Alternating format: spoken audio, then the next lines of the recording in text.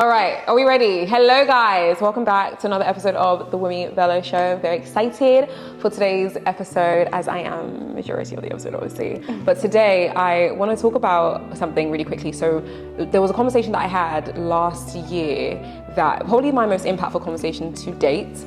It was a conversation with Sarah, who was an ex-witch, and we went through that whole conversation, and it brought a lot of people wanting to, let me start again. Okay. Yeah, trust. Okay. All right, cool. Got this. Thank you, my boss.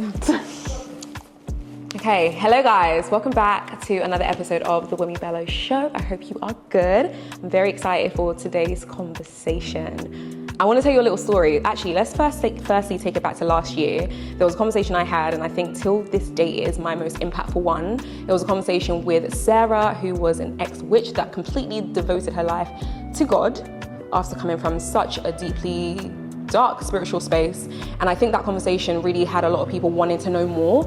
People had so many questions, and I knew that, you know, the conversation wasn't going to end there, that there'll be some sort of extension or some sort of conversation that kind of dives into things, maybe even deeper or maybe in a different way. So, quick story time. Earlier on this year, Cherish, I want to say earlier on this year, I was like on TikTok minding my business, and then I saw a video.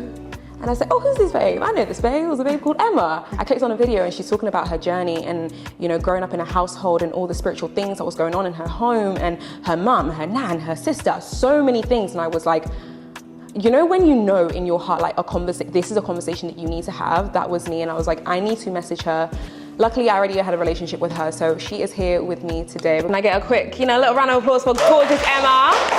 Emma's in the building. Listen, when I tell you, you are in for such a special conversation today. Yes. It's about to be a serious one. Yeah. So good. So good. Okay, so I became quite obsessed with like watching, because you did quite a lot of like TikTok videos just about like your journey, and I need you guys to really follow us on this, because it's gonna be layers. Like, I don't want to just like go straight into it and then you don't get enough context. So Emma, firstly, just give me a little bit of background, insight into who you are, etc. So I am a content creator. Yeah. I have been for probably about 5 years now. And I found God, I'd say 3 years ago, but I grew up in an extremely spiritual house. My nan practiced witchcraft, and she unintentionally, which we believe, put a curse on our family lineage, which affected my mother and slowly started to affect myself and other family members. But I was young, I was 6, so I was able to see, smell, hear spirits from the age of 6. It's the discernment that the Lord blessed me with is insane. Yeah. And it got to a point where I'd say like early 20s, I actually understood why I suffered so bad with mental health. I was suicidal for years. I had no tangible reason to be. I had a good life. Yeah. And then I just had a revelation that this was Satan and like his agenda. So I want to allow this conversation to be one where like we really like deep dive into everything and break things down and treat this almost like we're having a conversation with a baby, someone that's very new into understanding the things of the spirit, because I really feel like a lot of people need to understand, like there's so many layers to everything that you even just said right now, and even just our conversation, there's so many layers. So before we even get into the spiritual side of things, I want to know about your upbringing, because you just said like obviously it was when you was about 6 years old is when things started to like take shape, right? So before all of this, what was the family life like? You know, it's you, your mum, your sister, your dad, happy family. Happy family. Yeah. I've been like, disclaimer before all of this comes out, I've had an amazing upbringing. Yeah. My parents are phenomenal. Like, I love, respect them, honor them so much, but this is just trauma that we all had to endure. Yeah. But we lived in a flat, like quite a small flat, and then we moved into a huge house. The house was ginormous, like dream house, my mum's dream house. And I remember she kept asking my dad, like, oh, this is the house I want, this is the house I want. And they took us to visit, and as soon as I walked in, I remember literally like, oh, I don't like this. I'm 6, but I just was like, I don't like this, Mum, I don't like this, Dad, but I'm a 6-year-old. Who's going to listen to a child when they're buying their dream house? And they bought it, and paranormal activity just started happening straight away. In one of your videos, you're talking about, oh, like your mum was so excited and she really wanted it. She was like, I'll do anything for this house. I'll do anything for this house. Why, now that you know what you know and everything is kind of like transpired, like, is that the word? Whatever the English is. But now that everything's kind of like taken shape, do you feel like a part of that eagerness, like going to move into that house, was like beyond her? Yeah, 100%. 100%. I believe everything that happened was spiritual and spiritually led. And you know, like even in the world, when you want like the new car and you don't have any spiritual grounding, you're not aligned with Jesus, Satan can attack you. He has legal rights over you. Yeah. So she was asking for this physical thing, and he gave it to her. Like it was like this was a dream house. Like my dad was shocked he even got accepted for the house because it was a mansion basically. Wow. So, but yeah. So you guys moved into your house, Yes. happy family. You have your feelings, but you move into the house and you feel great about it. Actually, before I even go into that, what was your relation? Did you know God then? Like, obviously you're 6, but was there anything? No. What about the family? Not at all. Not at all? None of us. The whole family? Yes. Okay, cool, got it. My dad's extremely logical. He's never been influenced by the Lord, but I'll explain that slowly. And my mum, no. Okay, no cool. one. Yeah. So you guys move into the house. Walk me through the first encounter, or the first, what was it? The first encounter? I think the first time I remember so me and my sister got our own rooms, huge rooms, like we were so excited like for that. And I went upstairs and there was boxes in my room and I had to unbox, like take the DVDs out and stuff like that. And I could feel someone watching me. Like I'm sitting here now at the box and I could feel like, it's just a presence. You can feel it, like the air's thick. It's cold. The house was always cold, freezing. And I ran downstairs to my mum and I was like, oh, no. I was like, I don't like this room. And she was just like, oh, are you joking? Like, look at what you have. They're not looking at the spiritual side. It's just physical. And I just kind of had to shut up and deal with it. But that was like the first encounter. And then I'll say the second encounter, which was like a close time period. So I felt that uncomfortable. I couldn't sleep by myself. So my mum had to sleep in my bed. And one night I could just hear this breathing, like heavy breathing, but I thought it was my mum. And I was like, Mum, like, stop breathing so heavy. She's like, that's not me. Literally, we're in bed. The breathing gets louder, like it's coming on top of us. We've jumped up. My sister's come running in from her room in tears, hysterical. We like grouped together. The breathing's in front of us and it's pushing us back into my sister's room. So it's pushing us back. We used to have sinks in our room and we're literally like huddled together. When I tell you this breathing was so intense, it was like you was in front of me, breathing it was heavy, like but nothing was there. Physical. Nothing was there, nothing at all. And then we're screaming the house down, all of us. And my dad's come upstairs and it just went. And he's looking at us like, what is going on? Like, why are you all screaming? And that was that. I'd say that's when like stuff just started happening. So I was just trying to even understand, like, so you were about 6 at this point, 6, right? yeah. As like a 6-year-old, what is even the conversation with your dad, with your mum after this? With your mum especially, is it? Sorry, go on. No, literally, what is the conversation? I wasn't speaking, I was watching. I was going off my parents and like my sister, because I am so young. Like I look at my nephew and I think, how did I go through what I did at that age? Like my poor baby, like how do you explain that to him? But I could just see slowly, like I'd see my sister respond to a lot of things and then I would respond to it. But the only thing I can remember, like emotion-wise, is my discernment, this like feeling the spirits, smelling the spirits. Like it feels like it's just so tangible. Like that's all I really remember. I think it's mad because one of the things that like stood out to me is, you know, you kept talking about how in all of the stories it was always like you felt, even though the first initial instance when you're like upstairs by yourself and you're unpacking or whatever you were doing, you felt that there was something, like there was always something that you were feeling. So I wonder at that point if you were able to kind of, because as a child, I feel like I would probably convince myself like, nah, I'm making this up. Or did you have that very strong feeling knowing that there's something weird going on? I knew, but it was my normality. It's like a child growing up in a domestic household or like a drug-infused household. That's their normality. Like it was normal to me. So I was scared, but it was like, okay, so I couldn't be in the house by myself, but I was like, oh, my dad has to be in the house with me, but it was just normal. Does that make any sense? Like I can't. It's like, this is just our reality, so we just figure it out. I just deal with it. Like that was it, but I'll jump onto my mum after. But yeah, it wasn't even, I remember actually, I told my teacher what was going on. I got in so much trouble, but I went, I think I was in year 2, so I just turned 7.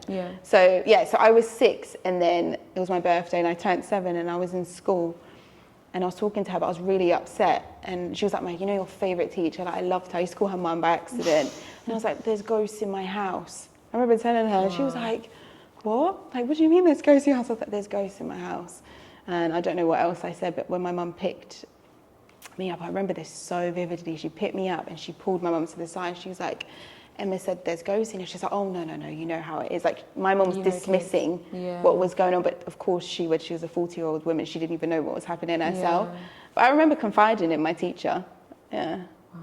Was that around the time where your mum started to, because in the stories, you were talking about how, like, your mum started to slowly dissociate, right?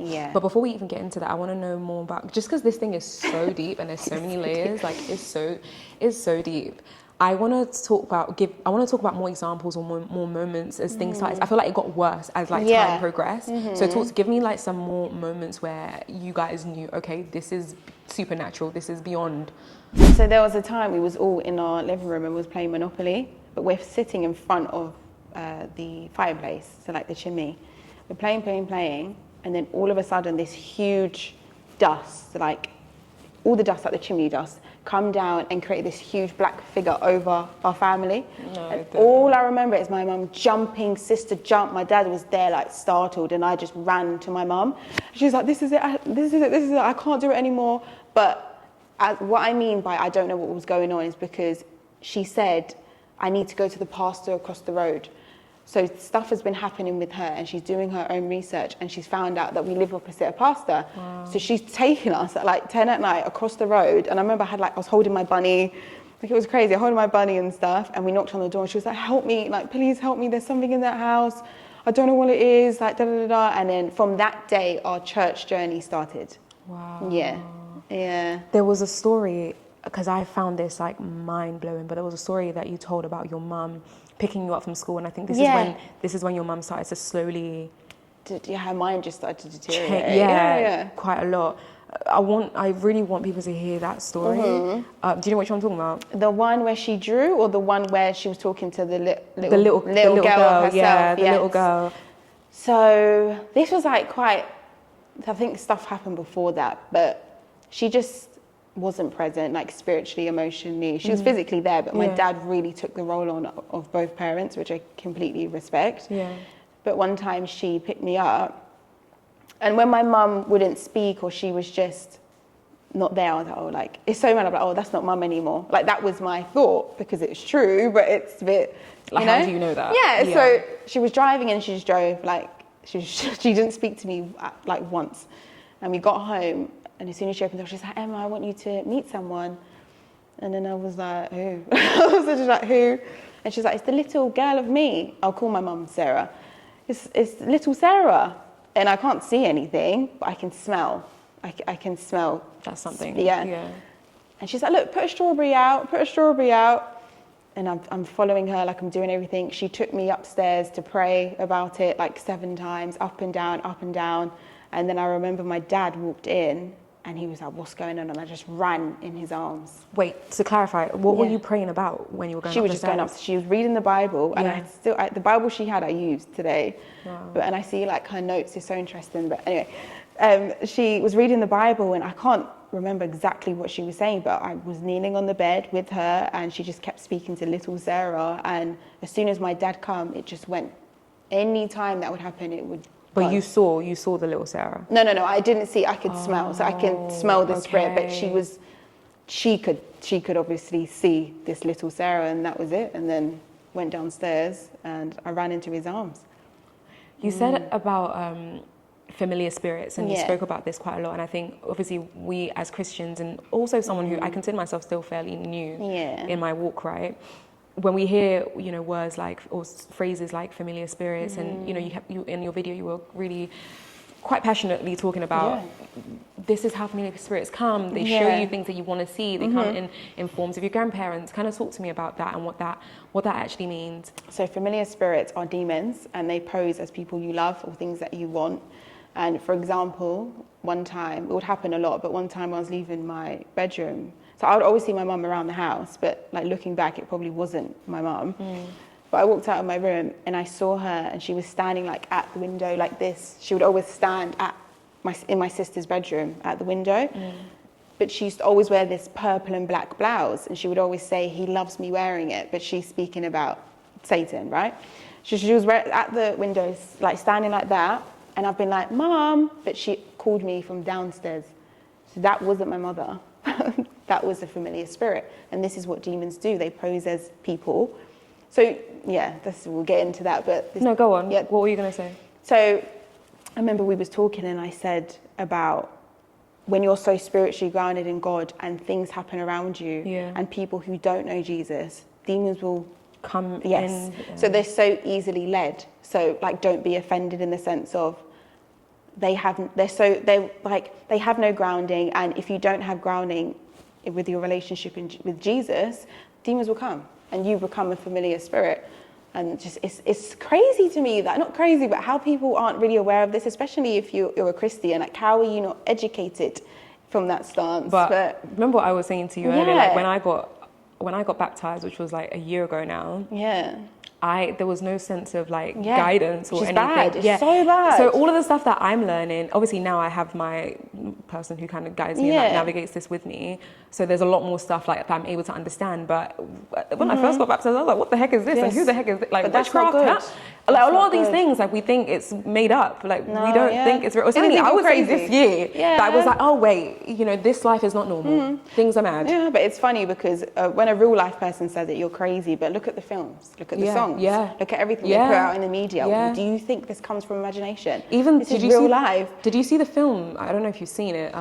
The recent Netflix series that came out, Deliverance. And I watched it. I watched it the other day. I actually watched it, and I don't watch horror movies anymore. That was I watched it, and I was watching it like, I understand it. I was literally I was like, this is what I went through, and I do not promote, like, don't watch horror movies, but at the same time, it teaches you so much understanding of the spiritual realm and his agendas and how he will manipulate you. So I'm not saying watch it, but at the same time, you need the knowledge. You need the knowledge because you're like, oh wow, he poses as this, or like this mental health disorder. Like, no, you're actually possessed, So question, let's break down the familiar spirits just a little bit more. Because I want to understand what the intention is. So like, when you go to a psychic, or when you go to like a palm reader or whatever, and they say, I remember one thing I always used to get, like in the chapters of my life, like when I was on, hey, what's next, or whatever. Tarot cards. Tarot cards and all that stuff. Like, one thing they would always say is your grandma is like your guardian angel. Familiar spirit. And I would eat that up, and I'll be like, I'll be looking at my grandma's picture, like, grandma. Or people say ancestors. Like your ancestors, etc., etc. It's demons. But what is the? Is it to like allow you to like believe in that deeper? Like, what is the intention? To take your soul, to take legal authority over your soul. That's what it is. If you go, have you been to a psychic before? Yeah, I've been to a psychic. You've been to a psychic. Yeah. Have you been delivered and stuff? Have you been prayed over? No, I haven't been. I've been prayed over, but I don't know if deliverance is the same thing as like getting prayed over. Is it the same thing? No, but definitely do, because that's like Satan in himself, and it's demonic. And a lot of people like to call this like, oh, we're white witches, it's white magic. No, it is satanic. Yeah. But anyway, Satan loves to pose as, like the new age witchcraft, it's like manifestation, etc., like that. Yeah. So you'll go to a psychic, and when psychics are talking to demons, it's like, it's not your grandmother, it's not your grandfather, it's not your dad, it's a demon. And by you going there, you're giving them legal authority to take over your spirit and your soul. And a lot of people, what they do, if their intention is money, so I could sit here and I could be like, this is going to happen in your life. I'm putting that spell on you. You're going to come back. Oh, I need this gone. Okay, pay me. Explain that again. So people will go to psychics, and I could tell you your future, and look, this is going to happen. But the demons, they're making your future. This isn't your grandma telling you. This is a demon, and they pose as familiar spirits. So you feel comfortable and you feel comfortable, like someone you miss, a past one. Oh my gosh, my dad. Really? What's he saying? You need to do this. You need to do that. Like, this is demonic presences, and it's sad. It really, really saddens me that people go there looking for help, and they're trying to fill a void where they're just entertaining Satan. But sorry, I lost track of thought. No, it's cool. Okay, that, let's go. So so all these things are happening in the household. You're seeing, or your mum is seeing these spirits, and things are getting more and more intense. And I think the interesting thing for me is your dad and how he every single time your dad was like in the room, in the environment, is when this thing would like go. Yeah. Why, now that you have the understanding that you have, like, why was that? I still don't know. Really? I'm still trying to figure it out. Do you think, because just even from our conversation off camera, like just the fact that your dad is so logical and he is less, I don't know, is he religious now? Like, is he a Christian? He's getting there slowly. That maybe So my grandma was prayerful. On his side? Yeah, and I truly believe that's what protected him. So remember as well, like with curses and family lineages, it's blood. And my dad's, even though he's my father and her husband, he's not part of our blood. And as well, they got married without the covenant of God. So if they've just got married, do you get it? Like it wasn't like in church. It was nothing like that. So I believe it's because of my nan, but I still don't have haven't solidified why. I'm still trying to understand, because it's so interesting. Like, why anytime spirits would come, he would come in, they would go. It's crazy. Yeah. But I saw him as my safe haven because nothing would happen with him. How did he feel about the whole situation that was going on in the house? He was amazing. Like, he was phenomenal. And one thing I take from that is he showed me what the power of marriage and how important it is, and how much he stepped up and looked after my mum and looked after. I was like, that has just been my inspiration, because what he had to do is immense. Like, imagine going through that with your partner, and then you have little kids as well. And I never heard him complain once, ever. Like, I never saw him weak, ever. Did he see it as a spiritual thing, or did he see it as like, oh, this is just... He did in the end, because he started to come to church. Like, he's very supportive. And he got into it, but he's logical to the point where he needs solid evidence of. But I think now my journey, it's shown him like, this was real. Like, this was actually real. So there was a point, I guess, as things started to like escalate more and more in the house.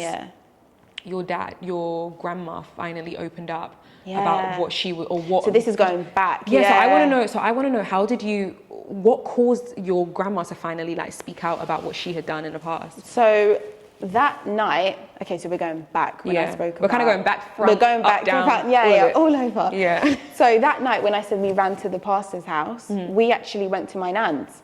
So my mum's not... Remember with trauma as well, a lot of the time you block it out until you're triggered, or something happens in your life and you're like, I remember this happened, and you know?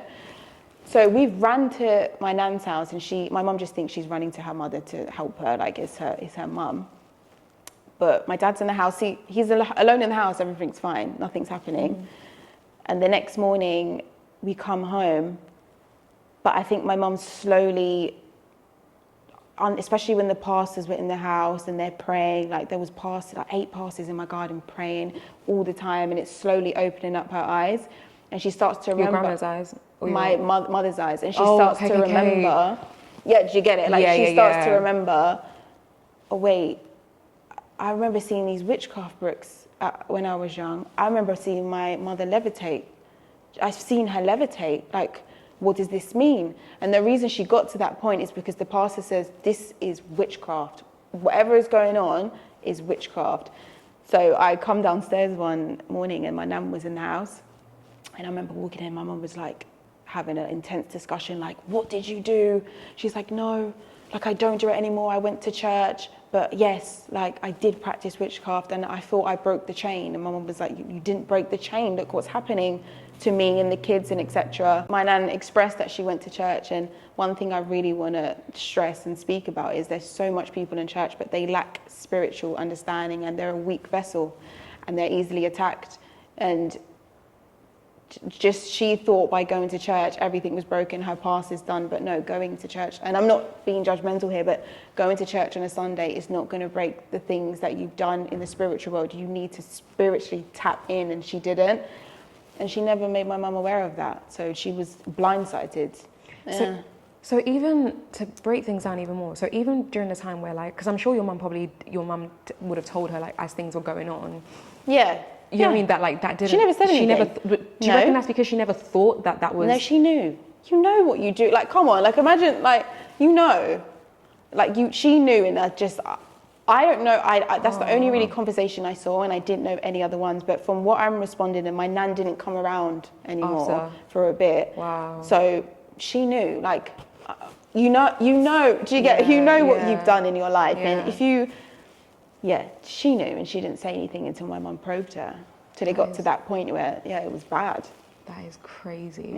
I think you just on the topic that you were talking about, how like, you know, people, like your nan thought she left the whole like witchcraft, and then she said she became a Christian, but in actuality, like that didn't actually do anything. Nothing. I want to like tap into that a little bit more, because similar to like even the conversation with Sarah, she was talking about like the level of deliverance like actually took for her to, you know, get rid of like all the things that came with all the baggage, if that's for lack of a better word, that came with like all the things that she was tapping into, you know, all the various things like that. What did it take for your mum and you and your sister, everybody, to kind of come out of all the stuff that was going on in the house? So my mum never fully, okay, how can I explain it? So the church we was attending, it was spiritually good and it made her aware, but they wasn't that spiritually intelligent where they could fully attack it. And my mum was being so tormented and like troubled by it, she ended up taking the pharmaceutical route, which I do not like. I am not for. And when you take the pharmaceutical route, that's when you're labelled as X, Y, and Z mental health, and you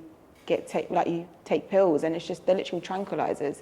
And as soon as she took that, it kind of stopped. It's like my years from when I was 11 to like 13, I don't remember in the sense of that, because it just went. What, were you also taking the medication? No. Okay. But I mean, nothing was happening really in the house, but later on it started to manifest in family members, which I've now analysed and saw. So with myself, mental health, like I was hearing my name being called at 14 years old in the shower, depression, suicidal thoughts all the time, kill yourself. Like that's witchcraft, you know? So my mum didn't break the chain. So it was left to me to deal with, Okay, before we even get into that, right, I want to go back even a little bit, because I don't think we really like touched on just how deeply this stuff was like affecting your mum. I think I've heard, even in my family, the new revelation, I was talking to you about this, the new revelation that I'm starting to uncover. It's intense. It's so intense. And I think that's why, like, in the beginning of the conversation, I said I really wanted to, like, dumb down this conversation as much as possible, because I need, like, a hand on my heart, need people to understand that this life that we're living, and it makes me so emotional that this life that we're living is not just, like, black and white. No, like, it's really, really, really deep, like, deeper than what meets the eye, like, because I don't think it's, like, my time to, like, necessarily, like, share, you know, some of the stuff that's going on that I've seen take shape, or the things that God's, like, really revealing to me about, you know, where I come from and my family and all of that kind of stuff. You know, things, you will be operating and like moving in ways you'll never really understand, like the depth of like why you're doing this, or how, or, you know, the changes in you, or why you operate like this in like various aspects of life, until you get to a certain point and you're ready for, you know, God to like reveal whatever to you. So I'll just think with that in mind, and also just knowing that we really want this to be something that people are able to really understand at a very basic level. Talk to me about the way in which these things like manifested in your mum, and the way that you sort of started to see the transitions that was like going on in her. So it manifested in her with mental health. So if you look at it from the physical, you would just view this woman as a mental health patient, like she had mental health issues, but because we were in the household and we experienced it too, that wasn't mental health, this was spiritual attacks. And in the world, they like to label it as mental health because it's easy, and it's also like a portal that they don't want you to look down. But she was deep, like it was dark. She would hear voices all the time, like see things, like she was, like by the grace of God, she didn't end up dead. That's the severity of the situation, but because she had my father and obviously us in the household, it must have given her, I'm just guessing here, like it must have given her some sort of normalization, like, no, I'm not crazy. Because if you go to the doctors, you'd be called a nutter. But when she was in the church and they understood like a level of the spiritual warfare she was going through, it gave her hope. So, yeah. That is so insane. I'm thinking about the relationship between your mum, just the dynamic in the household, right? When I was younger? Yeah. But also, not even. Let's even move past the point of like you being 6 now. Let's now go to maybe chapter like you're 11. You start to like teens, pre-teens. You're starting to understand things a little bit more. You can't just like dumb things down as much. So, what was your relationship like with your mum, especially where you didn't grow up in like a spiritual background, to have like the understanding that, okay, this is deeper than like what's in front of me. This isn't my mum. Do you know what I mean? I wonder if there was like a sense of like resentment there where you're... No, never. What was it like? No, I don't believe in resentment and like hatred and stuff. I feel like it was more so, I just missed her. Like that was all it was. I missed her so much. And like, take away everything that happened. My mum is the most warmest, loving, caring, she's so warm. So she didn't she never done anything bad to me. She couldn't help what happened. She just had to go through it, and unfortunately she had children. But she started taking pharmaceuticals, so when she was taking these tablets, she just was not exactly herself as I remember when I was really young. My dad used to always tape stuff. So I would watch videos of her and she was like energetic, like a lot like myself, whereas like my teen years, she was just like very numb and just mellow, calm. Like it's a tranquilizer. Like literally, that's what they are. They tranquilize your mind. So it was a lot to even now when I have conversations with her, you have to really, it's like you have to plant seeds and slowly they'll grow. And she'll be like, oh, I can't just sit and have a conversation, and she just goes back and forth. So that's why I'm so against them. But in my teenager years, I just kind of just dismissed it. I never questioned it, and she didn't want to talk about it, and no one really spoke about it until our adult years. And so what was the first point of conversation about it in your adult years? Oh, it was mad. It was intense. It was intense. It's when I started to go to church, and I sat her down and I said, look, because my nan passed. Oh, so my nan passed. And I sat her down. I said, look, you need to tell me exactly what happened, because I remember this happened. She was like, yes, and she didn't want to go there. She was scared to get in there. Just to clarify, were you guys still living in that same house? No, we moved. No. At what point did you guys move out of that house? Maybe like 8 years after. So did things stop after you moved out of the house? Yeah, it stopped. Completely? Completely stopped. So in the new house, there was nothing? No. So do you feel like the house was also a part of, obviously, do you know what I mean? Like, was there something wrong with the house too? So imagine the severity of the paranormal activity. The pastors thought the house was built on a graveyard. That's how deep it was. And when I was talking about familiar spirits, I used to have an imaginary friend. Yeah, this is crazy. I used to have an imaginary friend called Amanda. And I remember my dad bought me this new bike, and I was in the garden, riding around the garden, and Amanda was with me. Like, I was talking to Amanda, like back and forth. She was my friend. And I remember one time my dad was like, who do you keep talking to? And I was like, Amanda, Amanda. Yeah. Normal. And he left it. And one time my mum and my dad actually brought the old owners to the house and said, so this is in the midst of my nan, they were trying to figure out what was going on. And the old owner came and his mum that passed was called Amanda. Yeah. Mad thing. It's crazy. That's crazy. Yeah. So just your imaginary friends, please pray over them, because that literally was my friend, and we found out that was his mother who died. Also, to add, so another familiar spirit. Me and my sister had to share rooms because it was we were so scared. It was so intense. And one time, to be fair, a few times, but I remember this one vivid time. We were laying down, and this woman would come. So the ex-owner's wife and mum died, and he had 2 daughters. So we was laying in the bed, and I could just see this woman standing there till about 3:30 a.m. And we were just looking at each other. My sister kept saying, "Can you see that?" I was like, "I can see that. Can you see her? I can see her." And now looking back and studying it, it's like she thought we were her children. But when you look at it logically, like that's what it is. That's the situation. But she would always come. But that's familiar spirits. Like, these are familiar spirits. And now I look back, I think that was a demon. And she would just stare at you guys? She just stare at us. Not do anything? No, I remember she had short, like brown, like mousy brown hair. She was slim build, just stare at us. And then she would go. Yeah.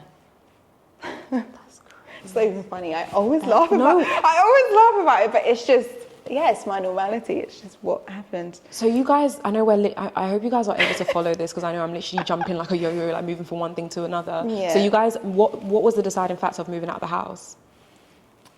It was nothing to do with that. Okay. They just wanted to move. I can't, that's what I mean, like between the ages of 11 and 13, I can't remember exactly what happened, but stuff just stopped. But when stuff stopped, my mental started just going insane. And there was things that were happening to family members, which now I look back and it's like, yeah, that's spirits. That makes I sense. can understand why he done that or she done that. You're now an adult and you started to go to church. Yeah. How did that conversation go? So I didn't really get anything out of her because the medication that she's on, it just completely numbs her and it blocks out everything. And she was scared to speak about it because she was scared to go back to that place. And I remember I cried in that conversation. I said, Mum, you don't understand. Like, you need to help me. I can't end up like you. Like, that can't happen to me. And I can feel it. Like, I can feel it. I remember one time I was praying with my friend, and he's a strong Christian, a really good friend, and I broke down to him. I said, I'm so scared. I'm going to become like my mum. Like, that was what I was so scared about. And it took her a long time to open up and be like, okay, this is what happened. This is what I went through, X, Y, and Z. So it was a struggle for me. It was so hard. I just felt like I was talking to a wall. How did you know that you needed to know more? Like, what, because okay, so for me, mine was like through dreams, right? I started to have like dreams that it was like there's something that you need to be asking, there's questions that you need to start asking to figure out what the heck this means, right? So I wonder, was there like a mental toll that life was starting to take, or like what occurred that made you realize, okay, there's something I don't know here? So my granddad died. Yeah. 3 years ago, granddad died. 6 months later, my nan died. The nan. On the same side? On the same side. So they were married. That's her ex-husband. Okay. Wow. She died. As soon as she died, the nightmares I had, the sleep paralysis, I can never say the word. Paralysis. I can never say it. The sleep paralysis, all of that was on 100. But bearing in mind, I'm reading the Bible, like I'm getting into it. I'm not going to church, but I'm slowly getting there. And I had this dream, and it was like a vision, and all this man was saying to me was, you need to go to Christ now, you need to go to Christ. And then I woke up. In a dream. And then I woke up, and then that's when I was like, yeah, nah, what is this? And I just was like, it was my mission to just deal with it and just fight it, because I knew it was going to take, I knew I would have ended up like my mother. I probably would have been dead. That's how bad it was. That's how bad my mental health was. I was suicidal, like, all the time. I couldn't even leave the house. And even with like influence and like the events and stuff, I couldn't go to events because I was so mentally troubled. I remember, just even off camera, we were talking about like just some of the content that you were creating at that time. I was just like, you were not there. You were like, what am I doing here? Yeah. I just was so mentally disturbed, and it's sad. And by the grace of God, I'm free from it. But I just, it took long for her to really admit. But my dad was quite good, because he would just remind me, like, it did happen. You know she's going to take time. As well as my sister, she would say the same thing. So I knew I wasn't crazy, you know? So, yeah, we all experienced it in our own way. So it was kind of like you needed to, like, validate that experience. Because, like, I guess you're so young that it's like, did this actually happen? Or is this just my imagination? And, and understand what exactly my nan done. And that's when she said, I used to see her levitate. I saw the witchcraft books. She practiced it, like, heavily, but she was really young. She was, like, 18, Your 19. nan was really young when she was doing it. Yeah. So it wasn't, so, you know what's so mad? Like, your nan didn't even go into it on this some, is what I'm saying. like, this is the malice issue. intent. Oh, we're going to go out and do some evil things into the world. But I think that's why it's so interesting that like the root of it wasn't bad, and it still led to like a madness happening, because people tap into things and they're like, vibes. But when you're at the point of levitation, you're deep. For you to levitate, you're deep. Okay. Correct me if I'm wrong. You're deep, but are you? How do I even explain this? It's like you're still deep, not aware, but you're still not aware that like it's it's like bad, because you're just thinking, because it's so I can like girl, like her intention is just to find peace. Yeah, like a lot of this and the search for this, it's to find peace. But and Satan knows that. You know what I mean? That I think about, and I reference it back to your nan, because I'm like, in her mind, she was just trying to find peace, and and then it took a toll, and then it becomes this like. There's no bad, and like God bless her soul. Like there's love, like. of course, there's never any hatred or anything there, but she was just young and naive and had no information on it. So let's now go to you, because you guys didn't grow up in like a Christian household or any sort of faith like that, right? And you're also an atheist at this point, right? You carry on. No, go on. Do you need to correct me? So remember, we went to church. So I was in church from for the pastor to come to the house. So I was in church from about 7 years old till 11, till she started going down the other route. But the other route as in medicine. Medicine. So even that, like, just 1 second on that. So you guys go to church and you're trying to do, you know, these deliverances, and like, I guess it's not really working, it seems. She got baptized, everything. Like, she was in the choir. Yeah, she was a full-blown. But things were still going on. Still going on. And so then what made her want to, because I guess maybe because things weren't like taking shape in the way that she wanted to. She needed. Yeah, she couldn't take it. And that's what I mean, like, as I'm saying, like, the church that we went to, they just couldn't attack it deep like that. They were attacking it, like, I'm not dismissing their works, but it was deep, like, so deep. Like, the church I attend now, I go to Pentecostal, and that's just, like, prayer all the time, like, it's just deep, all of that stuff. And my mum never had that, and you need that to break something like this. Like, it's severe. It's not just light little tarot cards. It's like, as I said, levitation. Like, who is levitating? Imagine, you know? So you start going to the church and you start realizing that this needs to be something that you take on. Yeah, I loved church. I really did. I loved it. I had so many friends there. And I was really close with the pastor's daughters. Like, they're lovely women, like, till this day, lovely. But I just went, like, we all went. I'm also meaning your adult life, like, realizing that, okay, this is now a battle that you need to face. Like, yeah. I understood, like, I think the pivotal point was when my nan died. And then, so about 5 months later, I had... 5 months after your nan's 5 months after my nan died. So remember the dreams I was having? Yeah. 5 months later. So I was, like, it's funny because I've always had Christians around me, my friends are Christians. So you know how we are, like, it's natural for us to plant seeds, just speak about God or whatever. So it was working in me slowly, but I had these dreams. So 3 nights in a row, I woke up at 3:04 a.m. every night. And the dream was, it was like this purple bar, but all I could remember was my mum's blouse. Remember when I mentioned about the purple and black blouse? And I've gone down the stairs, it's like a bar that goes like that. And then as I've gone downstairs, there's like 8 like tall men. I'm saying men because of their build, with like no face, with these white cloaks, with like cone hats, dragging me into the middle. But it's like sleep paralysis. It's sleep paralysis at the same time. So I'm trying to speak, and you know, your tongue is like stuck. Happened 3 nights in a row. The 3rd night, I woke up, I grabbed my phone, and I sent a voice note to one of my friends, the strong Christian, and I was crying, like, please help me, please. I was like, I'm so scared. And then that night, I went to church. Yeah. And so your mum tells you, you know, she recalls like all the things that's kind of happened, blah. So what were the steps that you had to take to break everything? She never gave me advice like that. She didn't really give me advice. But what did you have to do though?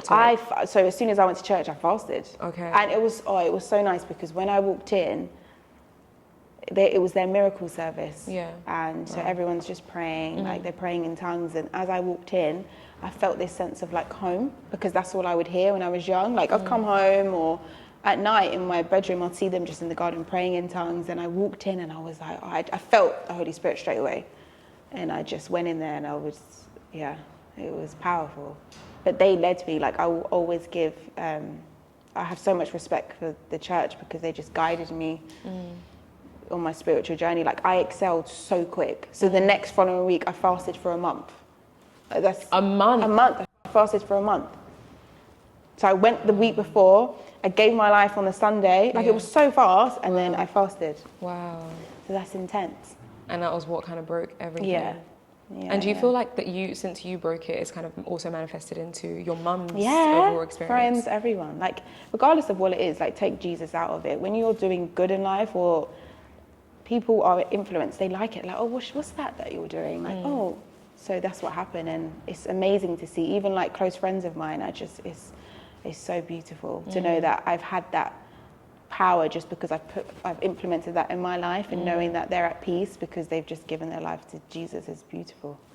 I want to not necessarily even challenge, right? Because I think there's people who are like, who will be watching this and they'll be like, okay, but so she went from having all of this spiritual attacks and in the house, and her mum experiencing this, and all she did was fast, and do you know what I mean? Oh no, I need you to I need you to break it down for me, because we can't. I think that's everything I was saying earlier, but I really don't want this to be I really need people to understand the depth that it is required, and the depth that all of this took. I would say so. It wasn't that easy. It's been hard, but because I've had God, it feels easy. Yeah, I get it. Peaceful. I can say fasting, prayer, but also I purged. My whole life purged. I lost everyone I love really around me, and I had to gain new people. I let go of the world. I left my agent. It was a big shift. Like I'm talking about it like it's nothing, but I literally gave up my life, my present life, and gave it to God. And I genuinely feel reborn. But one thing I did do during that time is I just prayed for my discernment to excel. And when I did, it just naturally guided me on the right path. But advice I can give, it sounds funny, but fasting is so powerful. Like being able to, you need to remember, like you're fasting, and every time you're hungry or you want to drink, you pray to God. Imagine how strong your connection is with the Lord when you're doing that for 3 days a month. Your relationship grows, and then you start to see in the spirit more. You're more vigilant. What's the word? Vigilant in life, and I really want people to do that, because that's one thing that really helped me. Yeah, and getting rid of all my new age stuff as well. Oh, your new age? Yeah, what, like crystals, all of that stuff. Yeah. I didn't know. At what point was this? When I was like 21. It's like we've all had the same. Yeah, no, the same. Yeah, but you're looking for the same thing. You're looking for peace. You're looking for peace, but you're looking for it in the material world and the physical world. But you don't realize it at the time that you're searching for it. At the time, like especially when, and I think it's also I see it more present in the lives of those that didn't come from the easiest upbringing. Yeah. Like when you don't have that firm, solid foundation. Yeah, you have no grounding. You will fight for your life until you find that peace. But I knew it wasn't peace, because I still was being told to kill myself, and I was suicidal, and I was depressed. Babe, I was depressed. Twice, 2 times they prescribed me with antidepressants. The first one, my best friend ripped up. The second one, I said, yeah. Your what? My best friend ripped up the prescription. Oh, okay. So she's like, there's no way you're taking these. And then the second one, I was like, yeah, I'm not. And I was that bad. Like, I was bad. And that's when I took myself out of the situation, and I looked at it logically, and I took all emotion out. I said, okay, so this happened with my mother. Like, I must be being attacked. Like something must be going on. Yeah, this is deeper than the physical, because there's nothing in my life which is tangible as to why I would be crying all the time. Like, why am I crying? Why am I upset? I have no reason. My natural character is bubbly, funny, confident. Why is that the case? Yeah. You know? Yeah. How did it lead me all the way here? Here. Like, this makes no sense. I was doing so well. Like, everything was great. Yeah. I remember, because that was like around the time that we met, right? Yeah, on radio. Yeah, I was just sad. So I was saying earlier, right, because we're kind of getting to the end of things now, but one thing, there was a period, because we've known each other for about 6 years now. Yes. We met, for context, we met at radio. Yeah. Was it BFM? The Beat. The Beat. Yeah. And I took her number on that day, and so we would just following each other on socials, and you know when you can see someone's socials, you can kind of see like the changes that's kind of like occurring in them. Yeah. And I do remember that period where you literally just wasn't present. Yeah. You know, in just online, and I think now you can see a complete difference in you know the way you're even navigating socials and the things that you're putting out there. And we had this conversation offline, well, before the cameras came on, but where you were just talking about, now you're very clear on like the path you're supposed to walk on and this purpose. And I think that's what every single human being at the core of it, that is what they're after, that clear, direct understanding as to like, what the heck am I doing here, and why? Yeah, why? Why are we here, bro? Like, what's going on? What do you want from me? You know, and a conversation I have with my best friend, my friends who aren't Christians, my friends who like at the base of it, at the core of it is what the heck and why? Purpose. Why are we, you know what I mean, right? Yeah. And you know, you said that one of the first things that you had, or in your 3 prayer points when you were beginning this journey, was like you seeking really after my purpose. that. You know, talk to me about that because period. naturally I'm very ambitious. Like, I like to just strive for the stars, but I got to a point where I was like, what am I doing? Like, what am I providing? Like, what am I doing on socials? I'm doing nothing but feeding women's insecurities. There's no beneficial substance that I'm providing people with. And one of my prayer points was just, Lord, what am I supposed to do? Like, guide me. And then at the end of the fast, maybe like the third week, he just said, stop. Leave your agent, stop. I said, that? I was like, what? She said, no more. I was like, no more. None of these pictures anymore. And I was like, but I done it. I didn't even, at first I was like, but remember this is the first time I'm kind of hearing from God in my spirit. Like, I'm also questioning it. Like, I seek counsel, and it was like, yeah, I agree, because this is not what you should be doing. And I stopped.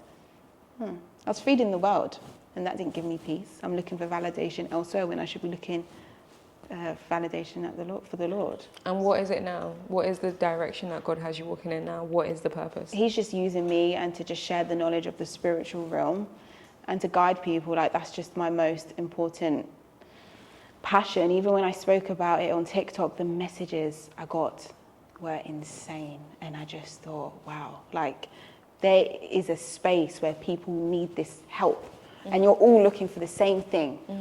And whether it be, a lot of people look elsewhere because religion has been tainted. Like, religion's man-made, but at the end of the day, us Christians, we follow Jesus Christ. And that is where I found peace. That's when I saw the demons leave my mum or the house. It was because of the name of Jesus Christ. And this is what I want to express to people.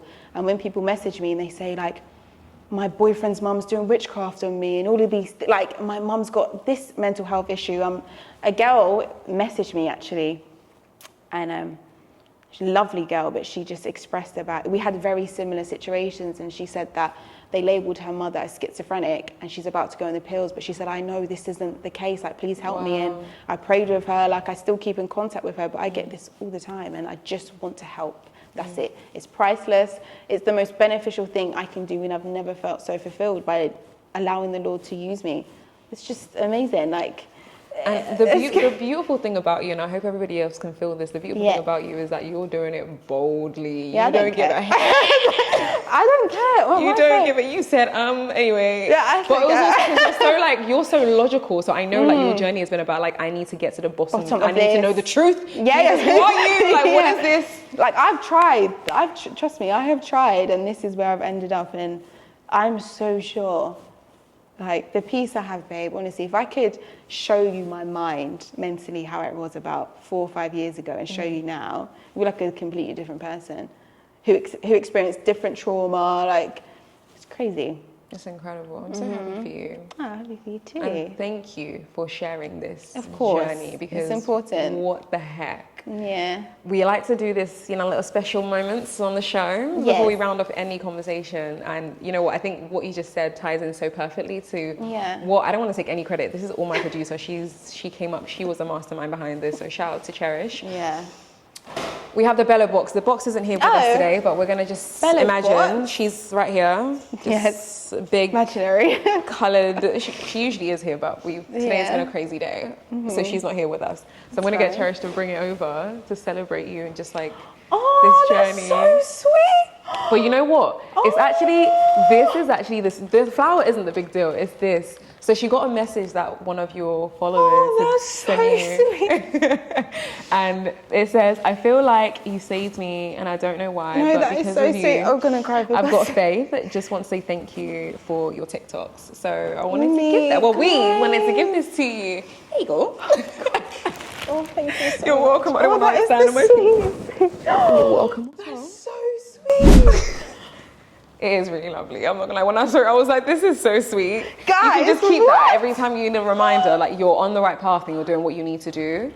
This is that reminder. Oh, thank you, my love. That's You're welcome. Thank you for being so bold to share this, man. Genuinely, like, I think these are conversations that need to happen because this is real life, and I think the world is changing at such a rapid pace now that I thank God that the light seems like it's coming into so many different people's hearts.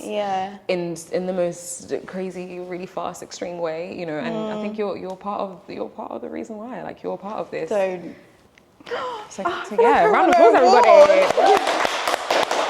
Thank you. karma comes. You see. What? Do we want to? I don't think we'd need it, babes. I think this is, yeah. No, guys, I had to stop myself from crying. I was like, I'm not crying. I was like, I'm not doing it. But no, you've had a life. This is so, sorry, this You've is had a so... life. You've had a life, like, what? Yeah, but everyone's had a life. Yeah, no, everybody has had a life. like, Everybody has had a life. But, whoa. No, honestly, thank you so much, guys. You're welcome. Honestly, and thank you for allowing me to share my story. Yeah. Anyways. Do you feel like you said everything that you wanted to say? Yeah, I did. Is there any parts of you that feels like there's anything else you want to... I remember on our call, I'll wait for this to go, but the cameras are still rolling, so whatever. But like, I remember on our call, there was like... I remember on the call that we had, like before this, that you were just talking about, you know, certain points or things that you really wanted people to hear and know. Oh, about New Age. Whether it's whatever you feel like you want to share. Did we cover that? We spoke briefly about New Age. Yeah. No, I think that's yeah. right. Yeah. Cool. Round of applause, everybody. We are good.